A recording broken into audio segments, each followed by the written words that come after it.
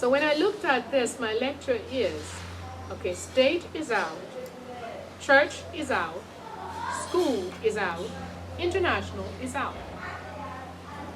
So all those who are supposed to be running the country are out. In fact, the minister is a force of stabilization.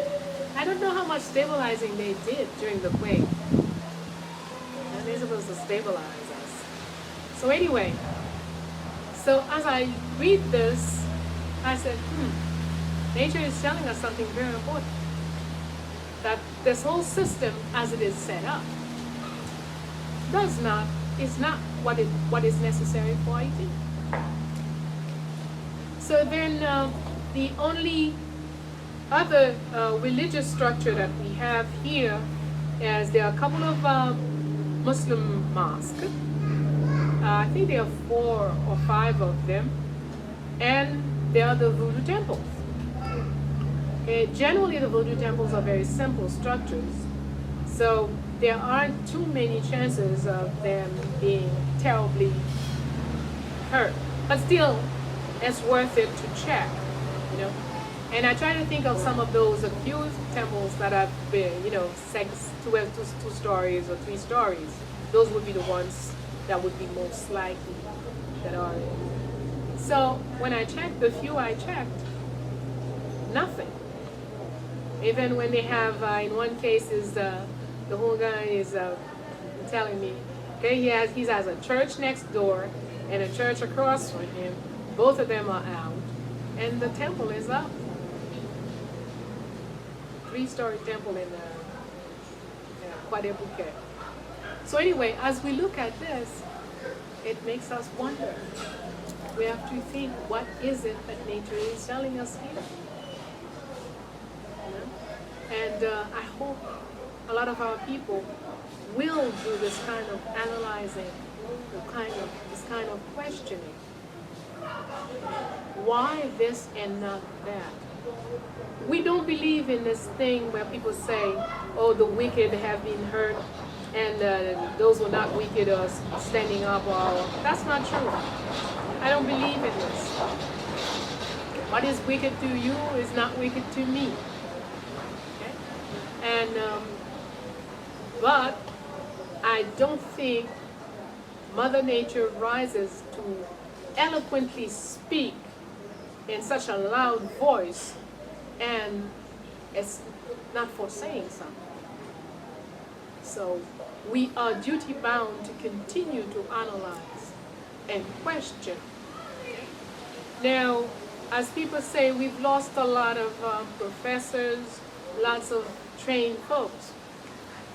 It's true, we've lost a lot of people, and it hurts that we lose any Haitian. I don't care if you're trained or untrained. It is painful. But if we're thinking collectively, if we are facing the fact that we have never created a Haitian educational system, what would be an Haitian educational system? It is a system of education that teaches to each citizen what there is in his own culture, that it puts in methodical and systematic form, so that the person who is not in school and the person who's in school, both of them have the same knowledge, but they have it in different form. Okay? Let me try to use a clearer example.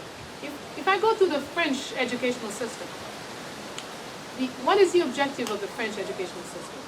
The objective of the French educational system is to produce French citizens, purely and simply. Produce French citizen. Then you would ask me, what is a French citizen? A French citizen is someone who's trained to love every product of France. If it's made in France, it's good. Automatic. So the person, whenever they're going to buy French. Secondly, the person is there to defend French interest and support French government decision regarding other people. They will fight with French government as far as their stuff is concerned. But regarding all other people, foreign folks, they will support the French government. That's a good French citizen. The British educational system is there to produce British subjects, not the same kind of folks. French citizens will take to the street every other day. You will have the doctors in the street today, the lawyers in the street after that, etc., etc. You will never hear the doctors in England marching or the lawyers marching. They are subjects of the queens. They do not disturb the queen. They might do petitions. They might do this or that to let the queen know they are unhappy with the prime minister. But there will be no attack on the queen. These are subjects of queens. So their school system have taught them to be that way.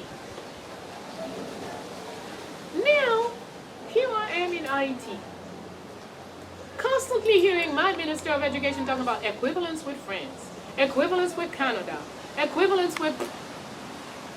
When the hell am I going to have equivalence with Haiti? When am I going to produce a citizen that loves what Haiti has, what Haiti produces? When will I go to a government reception and find cornmeal on the table, and find lambi, poulpei on the table, juice, kashima, jus, kashima? When? I will not. As long as we are producing these things in a system that does not aim at giving value, recognizing the value of our own culture and our own products. So, if the system that was here was not an Haitian educational system, and if that system is crushed, it's time to build the right system. Time to produce the Haitian educational system. That's what I see. Can you tell us a little bit about your organization and its role in helping to resurrect or maintain the traditional values of the Haitian?